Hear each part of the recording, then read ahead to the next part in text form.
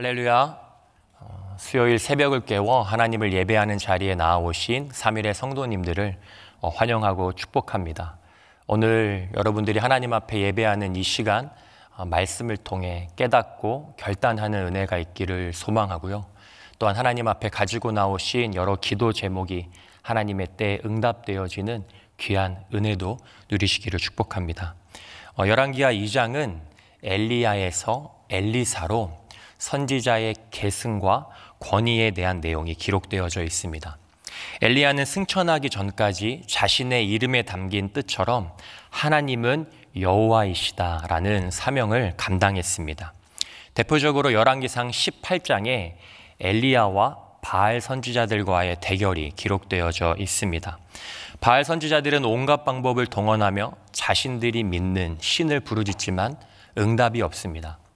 그러나 엘리야가 하나님의 이름을 부를 때 하나님께서 응답하십니다. 열왕기상 18장 37절부터 38절을 함께 읽겠습니다. 여호와여 내게 응답하옵소서, 내게 응답하옵소서. 이 백성에게 주 여호와는 하나님이신 것과 주는 그들의 마음을 되돌이키심을 알게 하옵소서 하매, 이에 여호와의 불이 내려서 번제물과 나무와 돌과 흙을 태우고 또 도랑의 물을 핥은지라. 모든 백성이 보고 엎드려 말하되 여호와 그는 하나님이시로다, 여호와 그는 하나님이시로다 하니. 하나님은 엘리야를 통해 이스라엘과 이방 민족에게 오직 하나님만이 유일한 주이심을 선포했습니다. 예수님께서도 마가복음 12장 29절과 30절에 다음과 같이 말씀하셨는데요. 제가 읽겠습니다. 예수께서 대답하시되 첫째는 이것이니 이스라엘아 들으라. 주 곧 우리 하나님은 유일한 주시라. 내 마음을 다하고 목숨을 다하고 뜻을 다하고 힘을 다하여 주 너의 하나님을 사랑하라 하신 것이요. 하나님이 선택하신 백성은 마음과 목숨과 뜻과 힘을 다해 오직 유일한 주이신 하나님만을 사랑해야 합니다. 그런데 지나온 삶을 돌이켜보니까 하나님만을 신뢰하지 못하고 사랑하지 못했던 순간들이 많이 있었습니다. 그 사람 아니면, 또 그 물질 아니면, 그 기회가 아니면 안 될 것 같고 죽을 것과 같은 그러한 순간들이 참 많이 있었습니다. 그런데 이 모든 것이 다 내가 만들어낸 거짓 신들이라는 것입니다. 오늘을 살게 하시는 분은 오직 여호와 하나님이십니다. 나의 호흡과 발걸음이 하나님께 있으며 나의 모든 필요와 간구를 아시는 그분이 나의 아버지이십니다. 이 시간 우리는 말씀을 통해서 다시 깨닫고 결단해야 합니다. 오늘도 하나님께 내 인생을 온전히 맡겨드리고 하나님을 더욱 사랑하는 저와 여러분이 되기를 축복합니다. 엘리야가 승천 후 하나님은 구원이시다라는 뜻을 가진 엘리사가 선지자로서의 사명을 감당하게 됩니다. 오늘 본문에는 두 가지 사건이 기록되어져 있습니다. 첫 번째는 엘리사가 여리고에서 나쁜 물을 좋은 물로 치료하는 사건이고, 두 번째는 베델에서 자신을 조롱하는 이교도의 젊은 무리들을 벌하는 사건입니다. 첫 번째 사건은 회복을 상징하고 두 번째 사건은 심판을 상징합니다. 하나님은 선택하신 백성을 죄로부터 회복해 하시는 구원의 은혜를 베풀어 주십니다. 그러나 하나님을 적대시하고 우상 숭배를 일삼는 자들에게는 심판을 하십니다. 엘리사는 두 사건을 통하여서 여호와 하나님이 창조 세계와 생명을 주관하시며 구원하시는 분이라는 것을 선포합니다. 본문 19절을 함께 읽겠습니다. 그 성읍 사람들이 엘리사에게 말하되 우리 주인께서 보시는 바와 같이 이 성읍의 위치는 좋으나 물이 나쁨으로 토산이 익지 못하고 떨어지나이다. 여리고는 위치는 좋았지만 물이 나빠서 곡식과 열매가 맺기 어려웠고 또 수확하기가 어려웠습니다. 물이 나쁘면 땅이 오염될 뿐만 아니라 사람도 질병에 걸리기 쉽습니다. 그런데 성경 기자는 단순히 지금 이 구절을 통하여서 곡식과 열매를 맺지 못하고 또 배불리 먹지 못하고 있는 상황을 드러내고자 하는 것이 아닙니다. 이 성읍에 사는 모두가 경제적으로, 사회적으로, 정서적으로 삶의 모든 영역에서 고통받고 있다는 것을 드러내고자 하는 것이죠. 그리고 이것이 나아가 결국 하나님과의 문제라는 것을 드러내고 싶은 것입니다. 여호수아 6장 26절에 이렇게 기록되어 있습니다. 제가 읽겠습니다. 여호수아가 그때에 맹세하여 이르되 누구든지 일어나서 이 여리고성을 건축하는 자는 여호와 앞에서 저주를 받을 것이라. 그 기초를 쌓을 때에 그의 맏아들을 잃을 것이요 그 문을 세울 때에 그의 막내 아들을 잃으리라 하였더라. 여리고는 사람의 능력이 아니라 하나님의 능력으로 무너진 곳입니다. 이스라엘은 여리고 성이 무너지는 것을 보며 하나님의 승리를 찬양했고 또한 언약을 이루어 가시는 신실하신 하나님을 고백했습니다. 하나님은 여리고 성이 재건되는 것을 원하지 않으셨습니다. 그런데 이후에 베델 사람 히엘이 이 여리고 성을 건축하게 됩니다. 이 내용이 열왕기상 16장 34절에 기록되어 있습니다. 함께 읽겠습니다. 그 시대에 베델 사람 히엘이 여리고를 건축하였는데 그가 그 터를 쌓을 때에 맏아들 아비람을 잃었고 그 성문을 세울 때에 막내 아들 수굽을 잃었으니 여호와께서 눈의 아들 여호수아를 통하여 하신 말씀과 같이 되었더라. 아멘. 하나님의 말씀을 듣지 않는 사람과 그가 사는 성읍에 저주가 임했습니다. 갈증과 허기로 허덕이며 삶에는 기쁨과 감사가 사라지고 새 생명에 대한 감격을 잃어버리는 고통의 시간을 살게 되었던 것입니다. 하나님 말씀에 불순종한 인생이 감당해야 할 재앙과 불행입니다. 고통과 슬픔에 빠져 살아가는 여리고의 모습은 꼭 이스라엘의 모습과도 같아 보입니다. 예레미야 선지자는 애가를 통해서 이스라엘의 모습을 다음과 같이 표현합니다. 예레미야 애가 4장 8절을 제가 읽겠습니다. 이제는 그들의 얼굴이 숯보다 검고 그들의 가죽이 뼈들에 붙어 막대기같이 말랐으니 어느 거리에서든지 알아볼 사람이 없도다. 탄식밖에 나올 수 없는 상황과 인생에게 하나님은 엘리사를 통하여 회복을 선포하십니다. 본문 21절을 함께 읽겠습니다.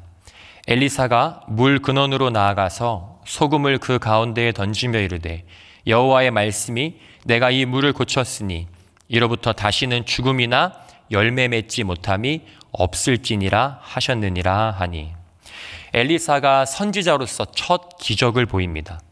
출애굽기 15장을 보면 모세가 홍해를 건넌 후에 처음으로 행한 기적이 마라의 쓴물을 달게 한 사건입니다.